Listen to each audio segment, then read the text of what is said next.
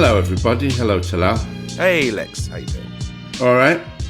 So this week, because we seem to have hit on a stream of Bertolt Brecht, basically. So I think in the introduction to who I'm talking to, I talk about why I'm talking to who I'm talking to about Bertolt Brecht. So I don't know if we need to say any more than that, really. I think it's very illuminating discussion. I found it fascinating. It made me want to dig into Brecht because I haven't even thought about Brecht since high school drama. But it's made me want to dive into it. He's really interesting character. It is tremendously relevant to I think stand-up comedy and where we are now. Really, I suppose we didn't really get that much into his activism in a way, but. There's some of that in there. Yeah, that does come up, the crossover between politics and performance. Yeah. How you have this theme going, how you shouldn't have to be like a pundit. It's more about creating art out of the climate. Yeah. Well, I'm just questioning that really. I mean, I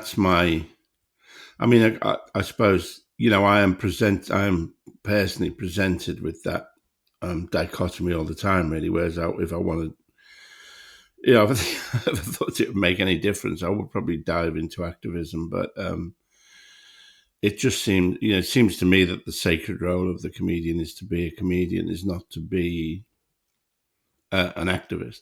But I can understand, the counter argument, really. Would you say it's like our job or your job is to make people ask questions, not to answer all the questions? Well, the first job is to be funny. Oh yeah, which is sometimes forgotten, but that's the primary directive. And then secondly, to do all that other good stuff, if you can. But the main obligation is to be funny. Okay, and Oliver reached out to you, and you brought him in for the very next podcast after we talked about Brecht. Last week, and it was a great get. He was very professional. He was fully media trained. I guess, yeah. And you do talk about how you met each other and stuff. But I was a bit upset you didn't call him your Brexpert, our resident Brexpert. It's a Brexit or something. I don't know. We got Brexit done. Get Brexit done. Well, let's get Brexit done then, shall we? All right.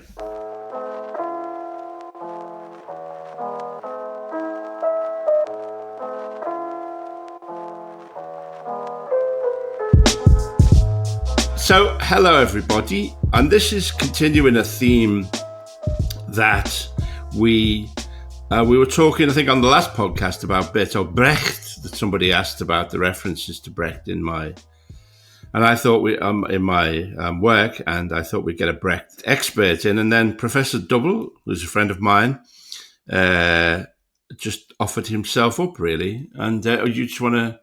He's professor of alternative comedy in Ben Elton at the University of Kent. Something like that, yeah. No, well, my interest in Brecht came really partly through when I was studying drama in University of Exeter in the 80s. We did a production. We were led through a production of The Rise and Fall of the City of Mahogany, which is a sort of piece roughly the same time as Chopin Opera. And it was wildly ambitious. That's where we get the song. I mean, the best thing in it is Surabaya Johnny, I think, comes from Mahogany, doesn't it? Yes, and also Alabama Song as well. Oh, right, okay. Which weirdly is in English in the original. It's not translated from German. It's, for some reason, there's 2 songs in there which are in English. And it was a wildly ambitious thing to get 8 young people, who many of whom had never really sung before, to do. But it was a really interesting thing to do. And then, the thing that kind of continued my interest really was the connection with cabaret. So in the early 2000s, I did some work with a friend of mine who is now at Loughborough, Mike Wilson, who's a drama and German guy. And we did stuff on the German cabaret comedian Karl Valentin, who was a friend of Brecht's and influenced him. And we might talk about that later, I guess. But as a result of doing that, we were invited to do a chapter on Brecht and Cabaret for the Cambridge Companion to Brecht second edition. And it was really interesting working on it, going back and looking at how ideas of kind of talking straight to an audience and things like that influenced Brecht's ideas of theatre. Yes. And it seemed tremendous. I think it seemed tremendously. I mean, I think the first time I really was familiar with Brecht was when I was when I started working with Cliff Cocker in 1976, and he was, he wanted to do this songs and poems of Bertolt Brecht and talked about Brecht, and I was really so taken with those ideas that they chimed so closely with. I mean, I'd probably seen productions before. I think I'd seen like the Caucasian Chalk Circle and stuff before. But I was so taken with those ideas and just the whole, how full of, I don't know, flavour in a sense, how full of atmosphere that whole period is, of course, the Weimar Republic. And, that's why the film, the musical Cabaret, is so potent, because it's an encapsulation of a lot of those themes and performance styles and so on. And it's very much the basis of I think a lot of my performance technique came from Brecht. And also, of course, I used to do a bit about looking like him. Yeah, we've got a recording of that in the British Stand-Up Comedy Archive of you performing that in something like January 1980 at the Elgin in Ladbroke Grove. And it's a ridiculously successful bit. Like, because the premise is that when you were a teenager, people were always mistaking you for Brecht in Liverpool. And so you'd be in the disco and this girl would come up to you and go, "Excuse me, are you?" It's really interesting hearing very early work from people who go on to be successful, because you can sort of see what's there. That sort of obsession with the meeting of high and low culture, and the sort of surreal idea that people in Liverpool in the 60s in discos are going to constantly be accosting you for looking like Brecht. Yeah, and then of course, typical of me, I used exactly the same template as about my resemblance to Benito Mussolini as well. Yeah, the bit in The Young Ones is exactly that bit. It's just reconfigured for Mussolini. Which I think I would state now is a deliberate artistic choice. It's not me just endlessly spinning out the same piece of material. It's in itself Brechtian. Well, the thing about that Brecht routine is, so that's being performed to a pub of presumably quite a ragtag kind of lefty, wild, right?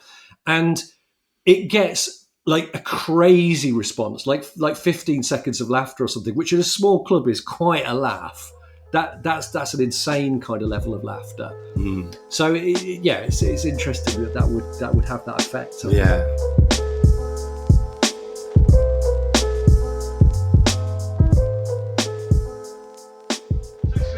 It's a terrible disadvantage being a ringer for Bertolt Brecht, especially when I was a teenager, right? Because the doctor, when I was a teenager, right, the doctor used to make me wear these glasses, and smoke a cigar, It hated me guts, I should have bum it, you'd be there, in some swank nightclub, in Liverpool, Yeah, there's not many of them, I know. They look a bit like this. I thought they'd done this place up, Oh, they have done it up. I see, It's just what everything's going to look like in the 80s, Anyway, right, I remember one time, I was in this club, in Liverpool. This is in the mid-60s when I was a teenager, and I was doing all the latest dances of the time, I was doing the Y2C, and the monkey climb, and the stallion tank, And, it was 1968, this girl came up to me, right, and she said, I was dancing away, she said, doing a twist, and she said, are you Bertolt Brecht?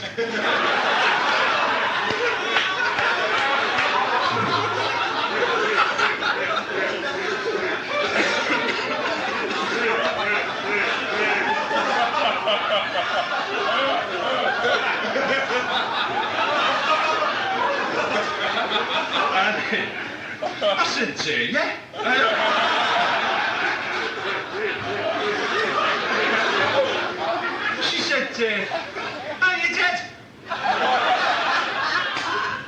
said, no, I've just had a fortnight off, you know. She said, did you write all them plays, you know, like, The Mother and Trick in the Opera and all that? I said, yeah. She said, did you, she said, it's only a prop anyway, you know, she said, it's 13 pence, quite cheap that, isn't it? She said, did you invent all that stuff about alienation in the theatre and all that, you know, when you was in Augsburg in Germany? I said, yeah. She went, smack!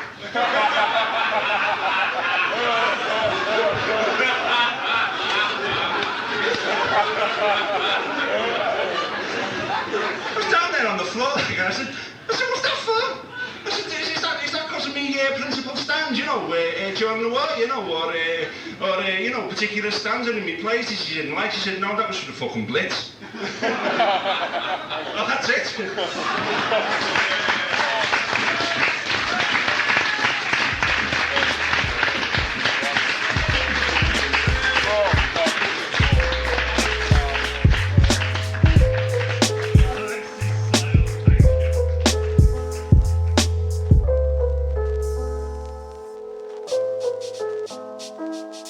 So, I mean, tell us a bit about, I mean, the cabaret scene between the wars in Germany, which had no corollary in the UK, really, did it? No, not really. It was uniquely German, in fact? Or? Yeah, I mean, cabaret, you could trace the sort of modern form of cabaret back to Paris, really, in the sort of 1880s. And you had people like Rodolphe Sailly. The first one was Le Chat Noir, the Black Cat. And there are places all around Paris still where you can see the buildings where those cabarets happened. And then it came and went across various different European cities, really. There was in Munich in the very early 20th century, there was a thing called, I can't remember what it is in German, but it translates to the 11 Executioners. And Frank Wedekind, who wrote Spring Awakening and things, he was quite a notable performer and a huge influence on Brecht. Brecht hero worshipped him to the point where if you hear the recordings of Brecht singing, which, by the way, if you've not heard them, they're amazing. And I can lend you this CD that I brought. Yeah. So they were recorded in 1929. And he sings two of the songs from Threepenny Opera, including Mac the Knife.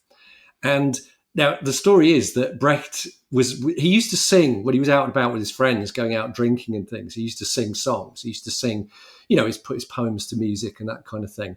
And, there are accounts from people who knew him who say, he got 90% of his women from that way. And, people who describe him singing say, he cast a spell over us. But when you hear him singing, it's like, Und der Haifisch. It's like it's kind of amazing, but it's sounds not like Hitler singing. Yeah, it's really, it's not pretty. Let's put it that way. You can't imagine somebody becoming aroused by it. Und der Haifisch, der hat Zähne und die trägt im Gesicht. Und Mekis, der hat ein Messer, doch das Messer sieht man nicht.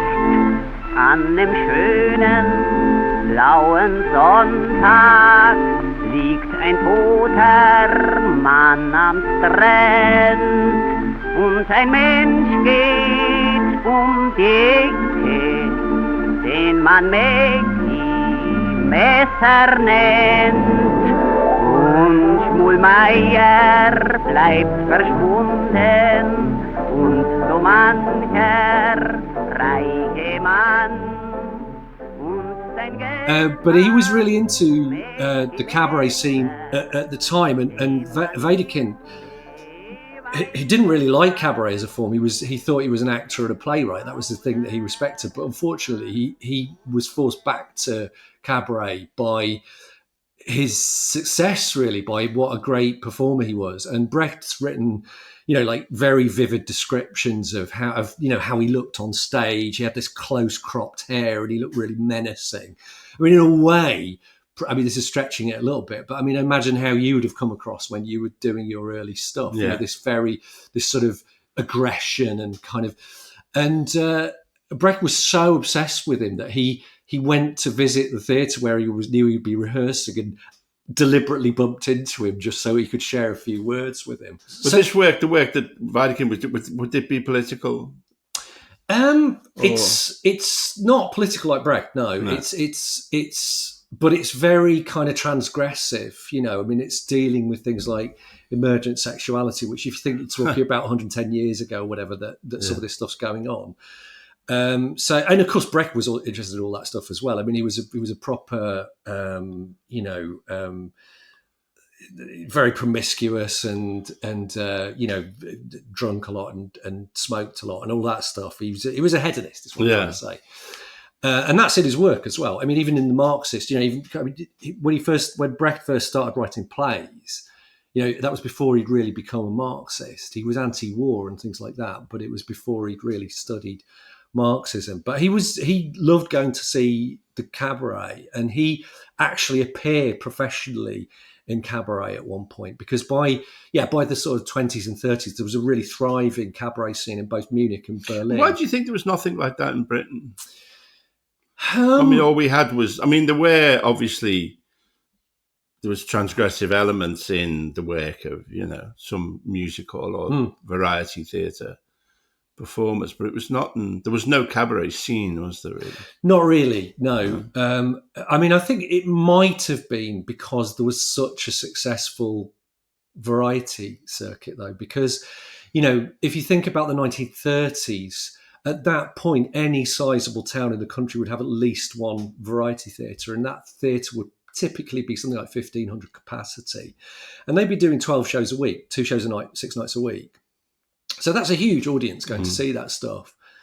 And I suspect as well that there was an element in which cabaret was consciously taking that popular form of the variety show and sort of trying to make it more legit, I suppose, more kind of high art. So they would have, novelists and poets reading their work and things like that. Okay. So it was that classic thing of people from the world of high art sort of going on raids to see what ordinary people like doing and sort of inventing their own version to some extent. Right. But then again, somebody like Carl Valentin was not that at all. I mean, he was a proper, he had proper working class appeal, this sort of rather sort of strange, surreal comedy that he would do. Because the thing is that Valentin wouldn't just play cabarets, he'd also play the lower grade venues, which were called, I think, Tingle Tangles. And they would, they had a different character of clientele, and they had, it wouldn't have the same pretensions to sort of, poetic and musical validity, that kind of thing. Right. So back to Brecht, really. And so I'll just take us through his development, I suppose. Really. Well, he had lots of influences. So there were things that I don't really know much about, like he was influenced by Eastern theatre and all kinds of things. And one of the things I always loved about Brecht as well is where he gets his geography completely wrong. Yeah. He doesn't care about accurate, and that's always something that I had liked, and I just thought it was wonderful. He doesn't care where Surabaya is, or I think what he wanted to do was one of the key concepts in Brecht is the Verfremdungs effect, the alienation effect. Right. And there are really two separate but connected meanings to that. One is the idea that he was really against the idea of the audience becoming kind of transfixed by the fictional world of the play. He wanted them to constantly be aware that they're in a theatre watching a show, which is exactly what you'd get in cabaret as well, of course. Presumably when you were in the comic strip, people weren't going, "Oh, I'm actually in, whatever 15th century Denmark or something." Yeah. And so there's that, and then the other part of Verfremdungs effect, which also has a strong link with comedy, actually, which is the idea that you stop taking things for granted, that you strip things of their inconspicuousness, so that you see things that you took for granted, and you go, "Oh, no, actually, that's really arbitrary. Why do we do things like that?"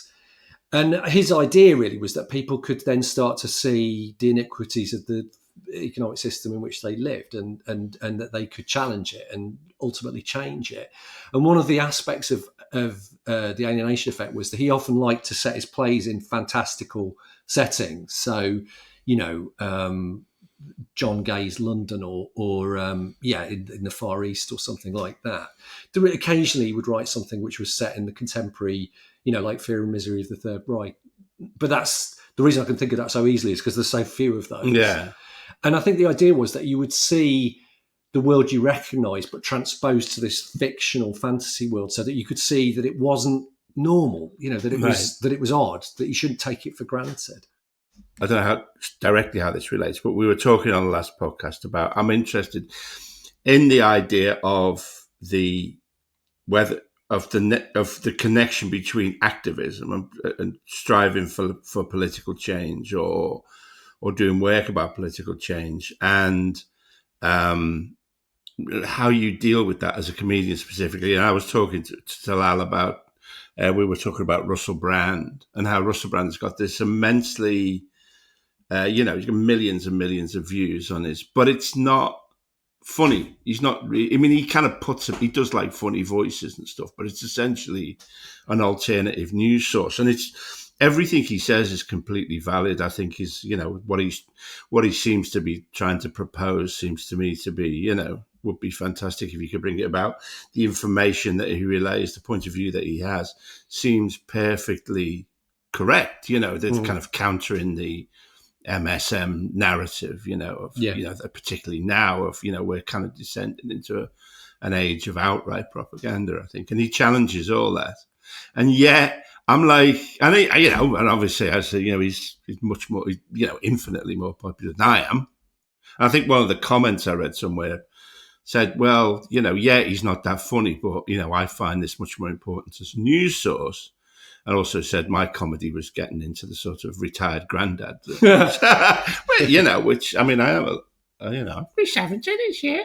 But it's a sort of long-winded, but I still kind of go, well, I don't know if that's not the job. That's not kind of our job in a way. And what, in a sense, Brecht managed to synthesize, or successfully or not, I don't know, is that he was revolutionary. There was revolutionary content in the work. The presentational style was also revolutionary, and the work was also phenomenally good. The songs are breathtaking. The Threepenny Opera is one of the greatest works of art. Just to, put it in context, I always loved that, which I've used that line of Peter Cook's, where he said he wanted the establishment club in the Soho in the 60s to reproduce those Weimar cabarets that had done so much to stop the rise of Hitler. So, it's a doomed enterprise in a sense. There's a lot in there, but... what's interesting about that is a great line of Peter Cook. But what's interesting is the Nazis did shut cabaret down. Right. And you know what they specifically were worried about in cabaret? The thing they were most worried about was direct address. Really? What the equivalent of what you were doing in the comic strip of emceeing, of comparing, was the conferencier. And the conferencier's job was to sort of be able to do topical stuff about what's going on and have a very close relationship with the audience, have a direct connection with the audience, root the performance in the present tense. And that's the Joel Grey role in Cabaret. The Joel Grey role in Cabaret. Yeah. And the thing is that the Nazis tried to do Nazi-friendly cabaret. That was the first thing, was not to ban it outright, but to make Nazi cabaret, which failed, obviously. But one of the things, while they were in that phase, one of the things was, okay, you can have cabaret, but you can't talk to the audience like that. So there's something powerful about that direct connection. And of course, that's there in Brecht. Because one of the things, if kids learning about theatre, I don't know if it's still the case, but certainly for decades, would often be taught about a kind of, really a false dichotomy between Brecht and Stanislavski. Stanislavski, the director who pioneered what later sort of mutated into method acting. Yeah. But his basic concept was to kind of recreate the psychology of the characters in the actor, so that there's a kind of make-believe thing about, you kind of make the fiction of the thing as real as possible, and the audience get, through empathy, sort of transfixed by it. And he was, like Stanislavski, absolutely against any form of direct address. In fact, this concept of the fourth wall that separates the stage from the audience. Stanislavski actually advises techniques to kind of defocus the eye, so it looks like you're looking at a wall and not the audience, if you have to face that way. Right.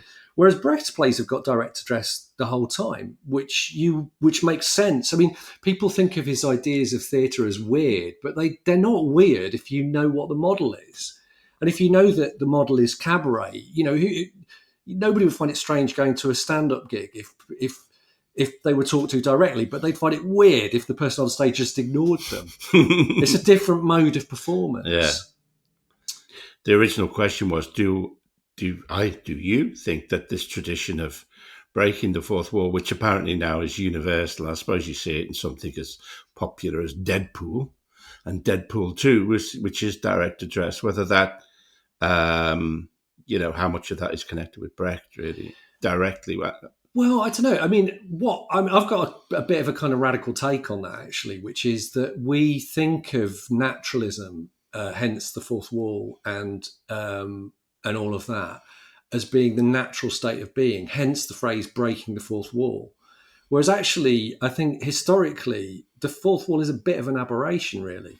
The first it wasn't the phrase wasn't used, but the first usage of the fourth wall was the French philosopher Denis Diderot, who wrote in his pieces about, that to advise actors to imagine that there was a wall and that they were separated from the audience. But that didn't represent theatre practice at the time, because even in his own writing, he talks about the actors talking to people in the audience. Mm. So it was things like the Antoine and the Théâtre Libre in Paris in the 1890s, I think, where, he experimented again with the fourth wall. This ridiculous thing. They just experimented with putting furniture up against the fourth wall to make it really feel real, Yeah. But I mean, that you're talking about a period of maybe the people started to really seriously experiment with cutting off the stage from the audience, maybe about 150 years ago, maybe probably less. Mm. But Brecht was, very, against that. I mean, in fact, I found something that I'd lost. I read this years ago, but I'll maybe read this to you because it's quite interesting. So this is a guy called Karl Weber, right, who worked with Brecht at the Berliner Ensemble in the early 50s. And basically he talked his way into the theatre to observe, before he worked there, to observe Brecht. And he went to ask, and he was a bit nervous, And they said, oh, yeah, no, it should be fine. We'll just check with Mr. Brecht. They say, normally he likes people to be at rehearsal, unless the actor's really worried, and then he'll normally rehearse with him separately. But he likes there to be people there because, I'll quote here, it said, he wanted actors to get used to spectators, to get laughs, to be in contact with the people down there as early in the process as possible, to work with an audience. Right. But the great story here is that the guy walks in, and he says, I walked into the rehearsal. It was obvious they were taking a break. Brecht was sitting in a chair smoking a cigar. And then he says they were just on stage and they were just laughing and joking and messing about. And he thought, well, they're having a break. And then it just moved on. And an hour later, he's got this long break. And they went, okay, we'll finish there for the day. And what it was that Brecht took an incredibly sort of playful attitude towards rehearsal. And they would just rehearse until they found stuff. So it was sort of working with actors to discover the right way of doing whatever it is you're trying to do. And what's the best way for this character to fall down, or what's the best way of this character to pull out his money to bribe somebody, or whatever it is. Right. And I think in terms of the question that was being asked in terms of other media outside the theatre, I remember seeing a film on telly from, I guess it was from the 1930s, called Hell's a Poppin'. Oh, yeah. Where the comedian, it's obviously, I can't even remember really what it's about, but where one of the actors or a comedian or something suddenly breaks out of the film and addresses the audience directly. Hell's a Poppin' was based on a very successful stage show. And in fact, even after the film was made, they did a British cast tour of the UK of Hell's a Poppin' in, maybe the 40s or something, with, fairly well known at the time British variety acts in it. But I think this is the key point to really answer that question. Popular theatre has always known about keeping the audience on side, performing straight to the audience, performing with the audience, using the audience's responses. I think legitimate theatre is where the resistance to that has come from. The idea that it's got to be art and it's got to be genteel and you've got to represent this psychological situation as intensely as possible and just ignore the audience out there and things like that. Yeah. And I think but the key thing about Brecht really was that one of his influences was this popular form of cabaret, because even though it was slightly more highfalutin than British variety, well, it was a lot more highfalutin than British variety theatre, it was still essentially the same basic form, which is you work to an audience. And a huge part of is kind of eliciting a tangible response from the audience. You want to get applause, you want to get laughter, you want to get, I don't know, boos at times and things like that. Because actually, going back to Brecht's, I started telling you about Brecht's. He actually had one professional engagement in cabaret, and he performed a cabaret called Die Wilde Bühne. I think it's Die. I might get the pronoun wrong, but anyway, it means the wild stage, and it was run by a woman called Trude Hesterberg, who he cast in Mahagoni actually as Lady Begbeck, and he auditioned for her in a flat. There's a written account of that from her perspective. And I think somebody who was with him, one of his friends, has also written about that. And apparently it was amazing. Like, he sang his songs. It was extraordinary. So she booked him and he did like one show. And what happened was there was some farmers in town, I think in Munich, and they were very conservative. And they didn't like this satirical song he sang about against the war kind of thing. And so they just booed him. And, they gave him a really hard time. And apparently afterwards, she goes, "I'm really sorry about that." And he says, "What?" And then she said, "Well, didn't you hear how they responded?" He goes, "So what?" so for him, like, even a terrible negative response that was an active response, because he hated the idea of audience passivity, really hated the idea of an audience just sitting there like jellies and just being transfixed by what's on the stage. He wanted them active. He wanted them taking part and thinking as well. And just to actually go back, I was other in terms of movies, other talking directors to the camera. Of course, there was the road movies, Bing Crosby and Bob Hope. They would always talk to the camera, wouldn't they? Yeah, and later, of course, Woody Allen. A lot and the Marx Brothers. Absolutely. Straight to the camera. So I don't think any of those people. I don't think Bob Hope was really aware of Bertolt Brecht.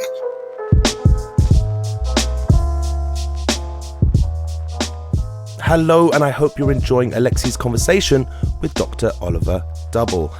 Sorry for interrupting, but I just wanted to thank Oliver for sending us that clip of Alexi performing his Brecht bit. That was recorded at the Elgin in Ladbroke Grove on 17th of January 1980. And that clip comes from the British Stand-Up Comedy Archive at the University of Kent. Thank you very much, Dr. Double, for that clip.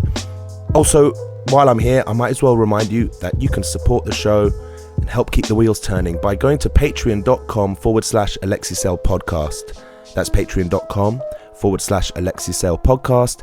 There, you can support us with any monetary value and you'll have access to any and all kind of extra content we put up there, which currently is a live show that we did at the Museum of Comedy. That is exclusively on the Patreon. The second live show we did is going up there as well in the next few days. And basically any live shows we do, I reckon we're going to put them there. So if you want to have access to those, just head over there and give us a bit of support. And also, as you might hear at the end of this episode, there's going to be probably something pretty special going up on there too. So if you want to hear more about that, stick around at the end of this episode. Me and Alexi will be back having a little chat about some important news from the world of the Alexisel podcast. All right, I shall hold you here no more, my hostage. You are free to go. Back to the podcast. Bye-bye.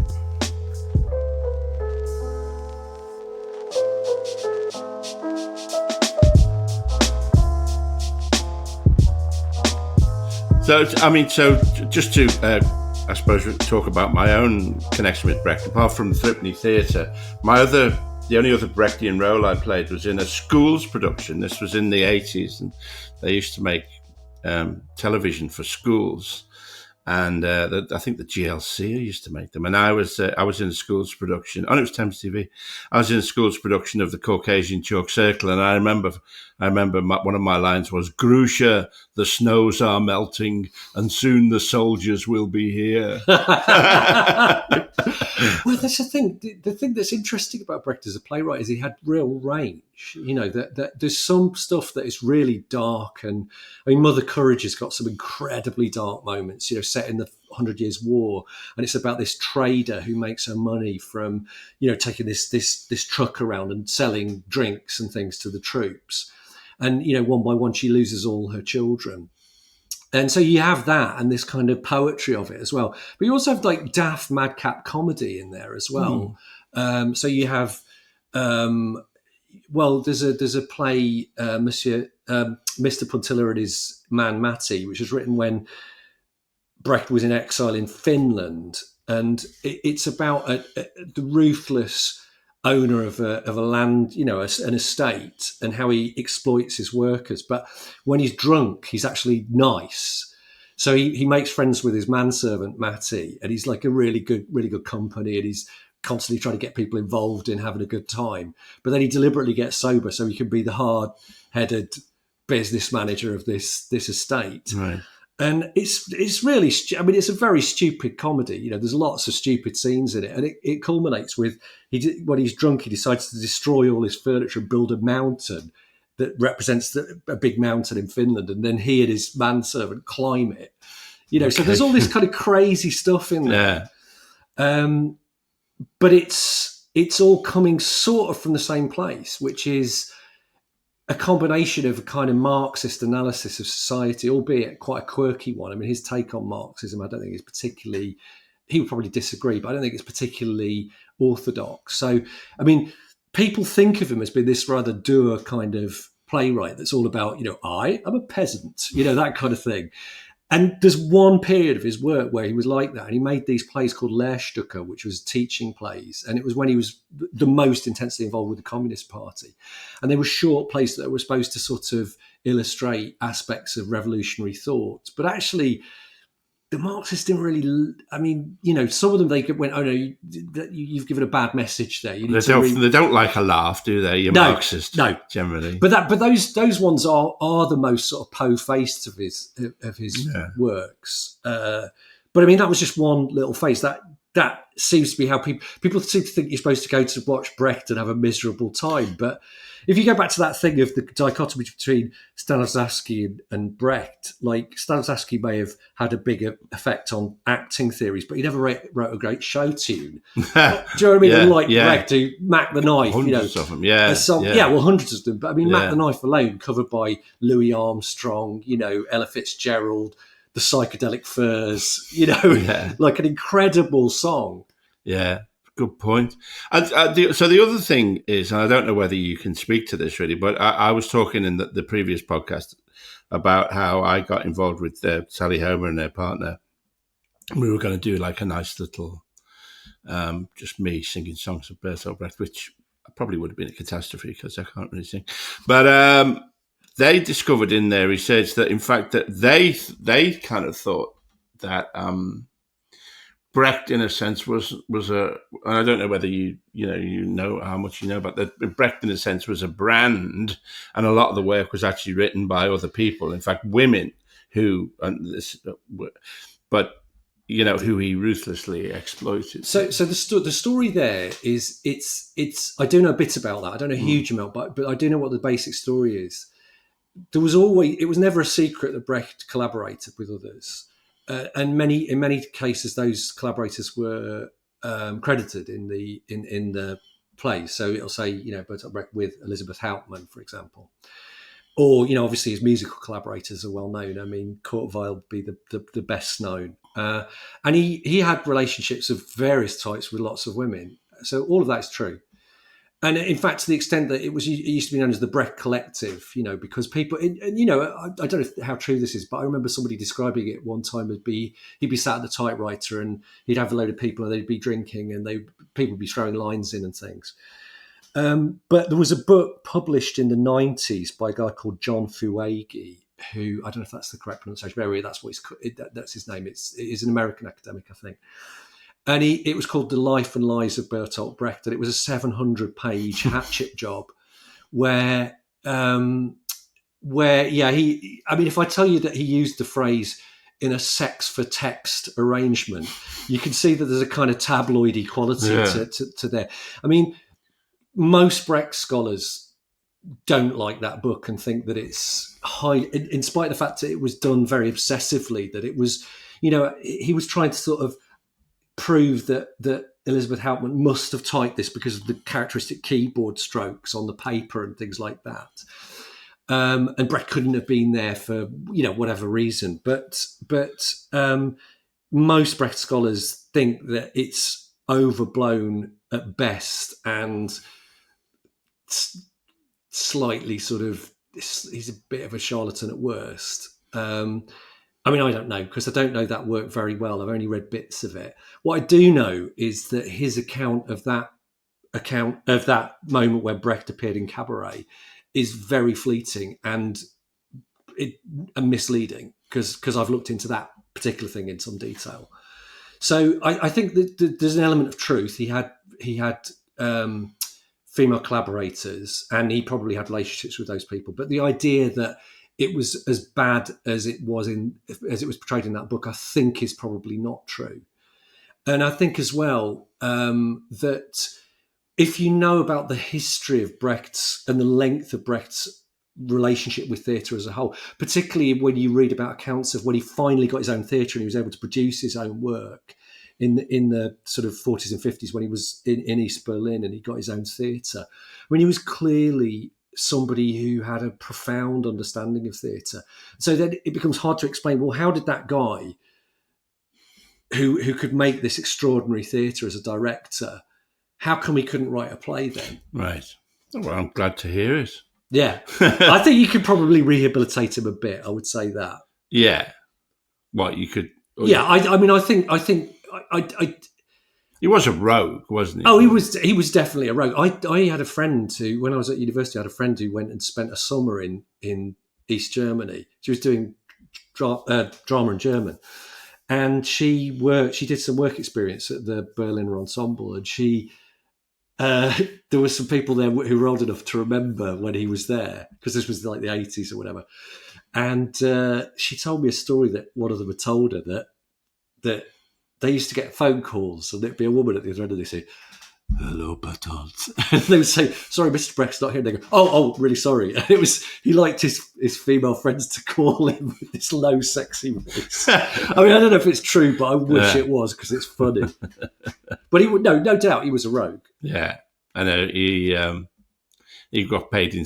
Well, he's all his money after when he was in East Germany was paid into a. Well, I think the thing I always admired that, really, paid into a Swiss bank account. Well, I think the thing you have to remember is that he couldn't, being based in East Germany for the end of his life, he couldn't be critical of those kind of authoritarian Eastern European regimes, right? He was not within his power to do that. But he wasn't stupid. And he wrote poems which weren't published in his lifetime, which were critical. But that also, famous one about the government said they were disappointed in the people. Perhaps the government should dissolve the people and appoint another. But there's also a poem in. I don't know if I mean, it's probably a lesser known as well. But I think his poetry is amazing, incredible. Yeah, he worked with an actor called Carola Nea, and she played parts in a number of his classic sort of. His period of commercial success before he had to leave Germany because he was on a Nazi death list. And she ended up, going to Russia, I think, and being, denounced as a Trotskyist, and ended her day in some kind of labour camp, dying of some horrendous illness. And he wrote a poem, for her. And it's pretty clear what it's about. I mean, it's not just about that. It's also about, a moment that he remembers working with her as an actor and something that they worked on together. It's only short, but he knew what was going on. Mm. And I think that one of the things you have to remember is East Germany wasn't his first choice of destination. He went to America, but he had to go in front of the McCarthy Committee. And there's I really want to hear the whole recording of it. There's an audio recording of his hearing at the House on American Activities Committee, but he used his faltering English massively to his advantage to kind of fend off questions. And the one clip I've heard from it is very funny, because you've got this kind of aggressive American sort of quoting an English translation of one of Brecht's poems at him, and then saying, "Did you write that, Mr. Brecht?" And he goes, "No, I wrote a German poem, but it is very different from this thing." And it's just brilliant, because he's making fun, like taking the piss out of this terrible translation. And of course, there's laughter. You can hear laughter of the people in the room because he's kind of getting one over on them. But I mean, you're not going to want to stay in a country that's hauled you up in front of something like that. But I mean, his poems are amazing because his poems are about all kinds of different things. But one of the things that he did, because he's known not just as a playwright but also as a theorist of theatre, and he wrote his theories in different forms. So there's this book, which is called Brecht on Theatre, which was compiled. He didn't make this as a book. It was different bits of writing that he'd done. He also wrote his theories in the form of an unfinished play called the Messenkauf dialogues, where different characters represent different attitudes to theatres, but also in his poems. And I think in his poems, best of all, really. And he wrote, this is quite interesting in terms of cabaret and stand-up even, because one of his models for the kind of theatre, kind of acting that he wanted to see was the kind of acting that we do all the time in our lives when we're telling somebody about things.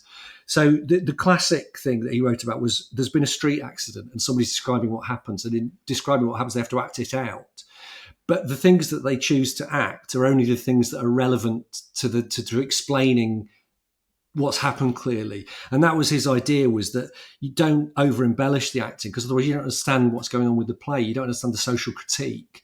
But he also wrote about here the woman from next door imitates the landlord, demonstrating his flood of talk. She makes it clear how he tried to turn the conversation from the burst water pipe. And it's the kind of this is the sort of thing we do without thinking, where you're just telling somebody about something and you imitate them without even thinking you're doing it. And you kind of go from character to narrator and back, which is the bread and butter of stand-up. Like that thing in your 2017 show where you imitated you talking to Lily Allen when she was a little girl. So you've got Lily Allen is just an imaginary character there, but you play yourself in the third person, really.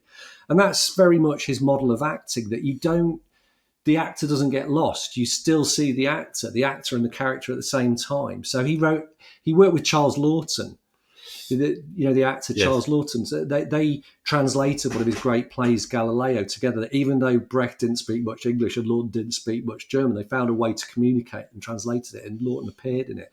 And he loved Laughton in it.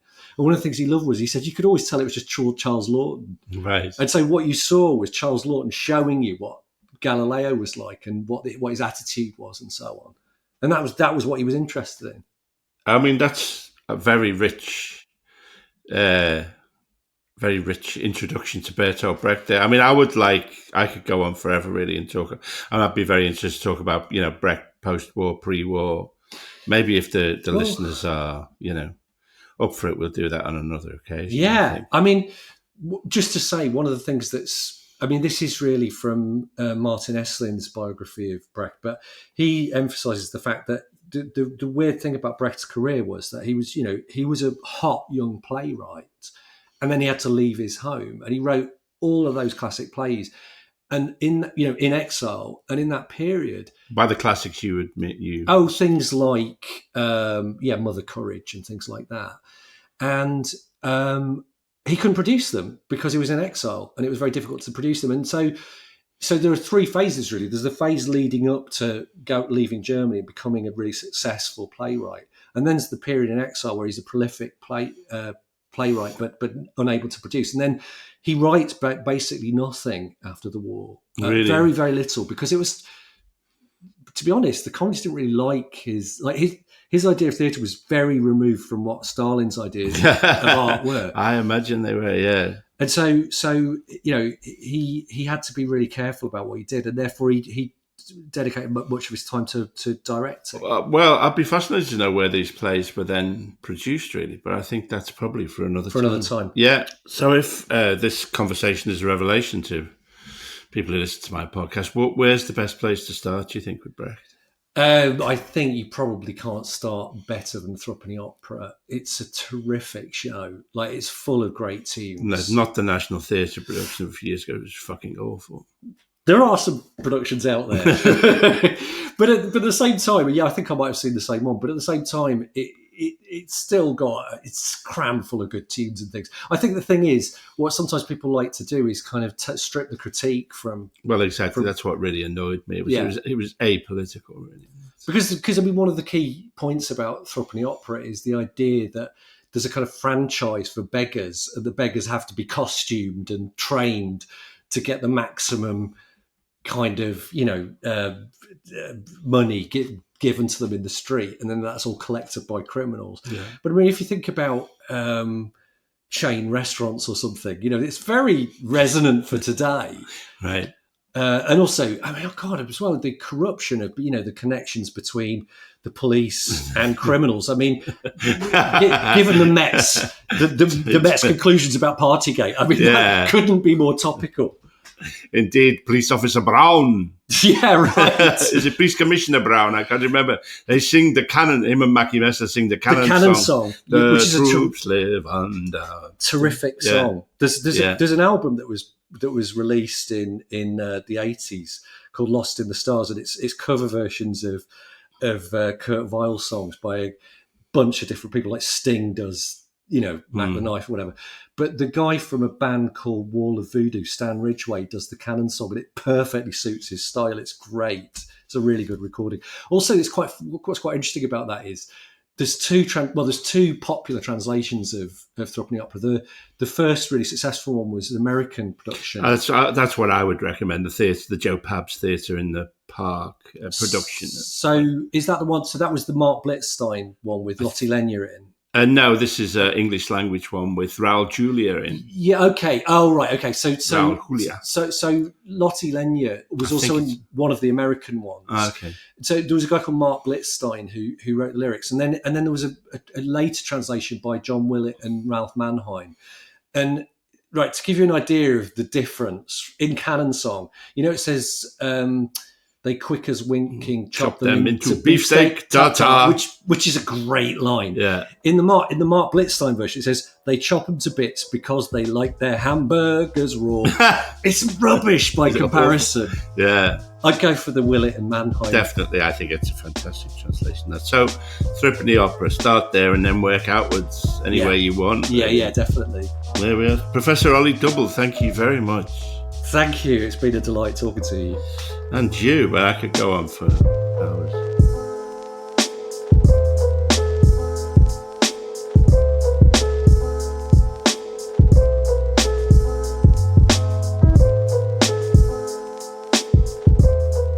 Well, I thought that was very interesting. Lovely stuff. And I said, Ollie has sent me the poem that he mentioned. And I might as well read it I don't know the correct way, if there's a correct way to the rhythm poems. Of it. Yeah, but I will try and see how we get on. It's called Washing, CN. When years ago, I suppose it's, this is a poem that he wrote, which I guess he kept private about a friend who made the mistake of fleeing to the Soviet Union during the war and then was caught up in a purge and accused of Trotskyism and died, I think, in a labour camp. So this is it. Anyway, it's called Washing. Female friend. When years ago I showed you how to wash first thing in the morning with bits of ice in the water of the little copper bowl, immersing your face, your eyes open. Then, while you dried yourself with the rough towel, reading the difficult lines of your part from the sheet pinned to the wall, I said, that's something you're doing for yourself. Make it exemplary. Now I hear that you are said to be in prison. The letters I wrote on your behalf remained unanswered. The friends I approached for you are silent. I can do nothing for you. What will your morning bring? Will you still do something for yourself, hopeful and responsible, with good movements, exemplary? There you go. Yeah, that is quite sad, isn't it? Yeah. But and that she was, that he, I don't know, that she, somebody who fled fascism only to be murdered by something that called itself socialism, is tragic. Well, yeah. Oh, so anyway, if we can carry on with our Brecht. We can go further on Brecht. We can do less. We can go back in time, and like Stewie in Family Guy, I have a time machine, so I can go back and erase. I'm curious to see how our listeners respond to this episode, whether they want more Brecht or if this becomes another Saul Williams. Yes. But I think the importance and richness of the topic is worthy of, documenting and putting out in this way. Yeah. No, I think, just, I mean, that's one of the things about these podcasts, and you go wherever it takes you. It's not like the radio or TV where you have to follow a set pattern. Yeah. I suppose, yeah, and like what happened to the ABC of leftist thought, leftist politics? Oh yes, I know. I keep forgetting to revive that. But I think the thing that prompted that fellow to email us asking about Brecht, comparing it to modern media, it shows, as media changes and trends and styles change, it is useful to reflect and look upon what has passed and how we're kind of in a cycle, really. Nothing is that new. It's the technology that changes, but the techniques are always... Yes, it's all part of a history, really. In fact, I was just thinking, I am going to read from memory my favorite Brecht poem, which I think it's about his radio, but I think it can now apply to my virgin internet. I thought you were going to say TikTok. But I think it's called To My Radio. I'm not sure, but it goes. A little box I carried in my flight, so as not to break the radio tubes held tight, from ship to boat, from boat to ship, so that my enemies could still address me.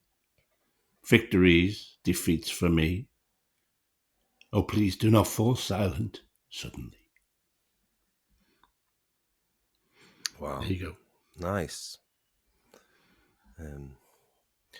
Radio isn't talked about much in songs. No, well, that's one of the things that he would do. But it's about, it's written when he was in exile, going from one country to another. But it's always about, how your telly or your internet, brings you an endless stream of defeats if you're left wing, but you still don't want it to fall silent. Yeah. I was just at a festival and there was no reception anywhere on site, no signal, and it was hell. Maybe or heaven. Yes, well, it flipped from time to time. Sometimes it was hell. Yeah. Speaking of hell, though, I'm having a hell of a time trying to get our young ones' reaction video out on YouTube. Is that a good transition, Alexi? Yes, it's beautifully done. Thank you. So just a little update for you guys. So we did promise that we were going to get Alexi to sit down with Lisa and possibly Nigel and watch through episodes of The Young Ones and put their reactions up on YouTube. And we did it. We did sit down with Lisa and Nigel, and it was really a really cool afternoon. We got some great stuff. And I wanted to upload it in all its glory on YouTube, unedited, kind of like a DVD commentary track. But it got flagged for copyright, and it wouldn't let me post it. It got blocked. So I'm in contact with the BBC and trying to get it sorted out. I'm in a sort of ambiguous position because obviously I hold copyright in The Young Ones in that I am credited as one of the additional material, one of the writers, so I am in a position of suing, of stopping myself from breaching my own copyright. Well, that might be one of the niggles that's making it take so long for them to contact me back. I had a slight, now this may be, I had an idea that, and it may be too much really, but I just thought, given that we're a community, that I wonder if anybody out there wanted to, those 2 episodes of The Young Ones that we're watching, if they wanted to make them and film them either as using like sock puppets or recreate the episode. Yes, if they wanted to recreate the episode, then we could. It might be very funny. Me and Lisa and Nigel watching The Young Ones done on sock puppets. It's obviously quite a big undertaking, but we would shower. I would promise to shower whoever, if anybody produced that, or even sections of it. I suppose it's obvious with I would shower them with all kinds of gifts. Oh my that's a good idea? God! Well, that's a fucking amazing idea. Yes, that's really putting the format on its head. That's great, because I was also thinking like there are millions of reaction videos out there. How do we subvert this and make it original? Well, I suppose it's having the actual cast of the show watching it. Yeah. But then again, that's what a DVD commentary is.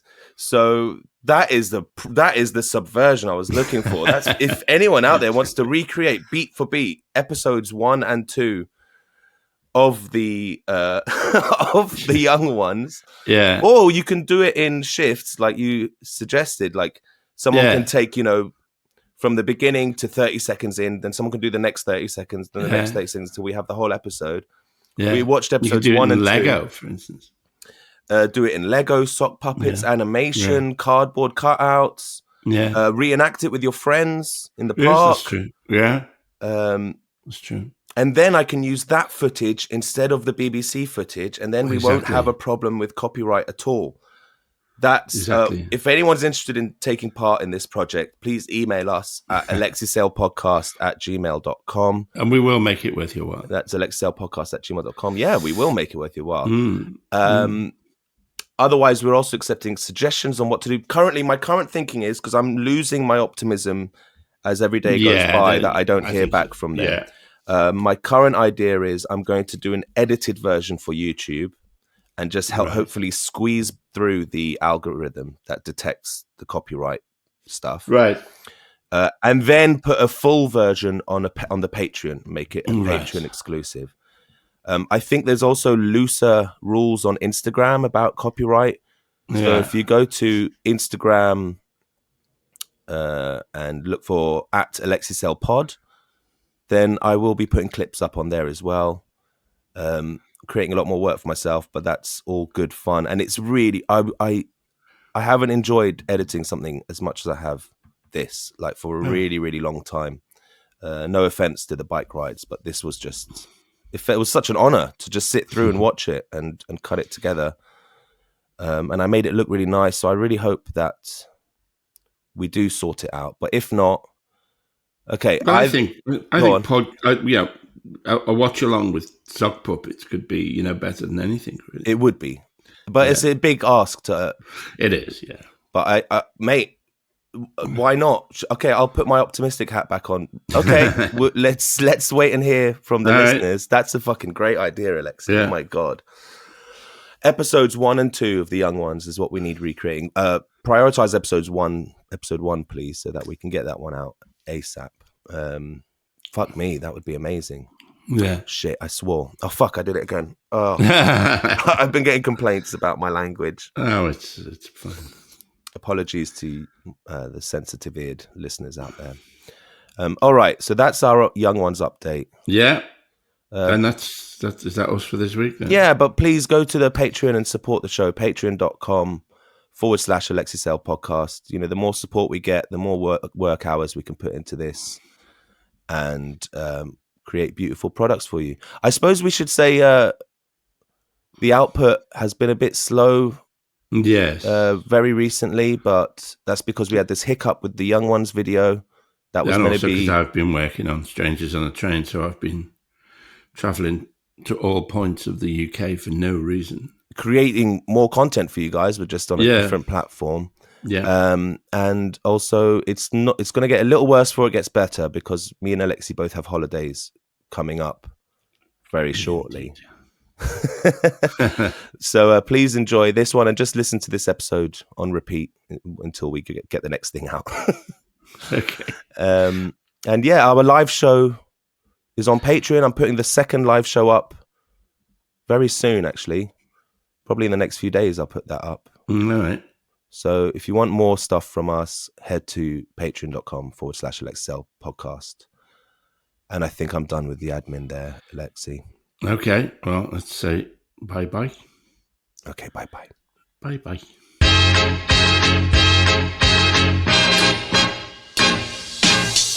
You've been listening to the Alexi podcast.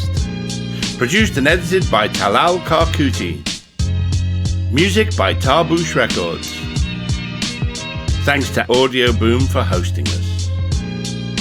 And don't forget, you can support the show by signing up to our Patreon, which is patreon.com/Alexi Sale Podcast. All right, thank you. Bye.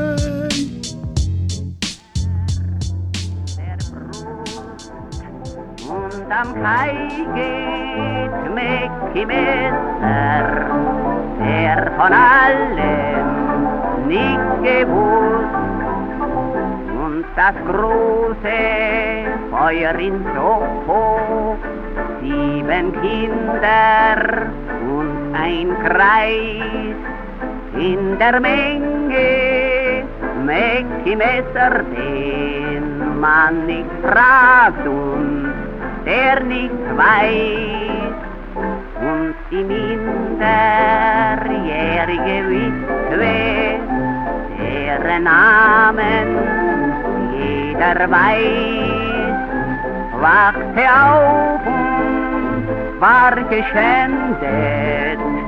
Mäcki, welches war dein Preis? Wachte auf und war geschändet. Mäcki, welches war dein Preis?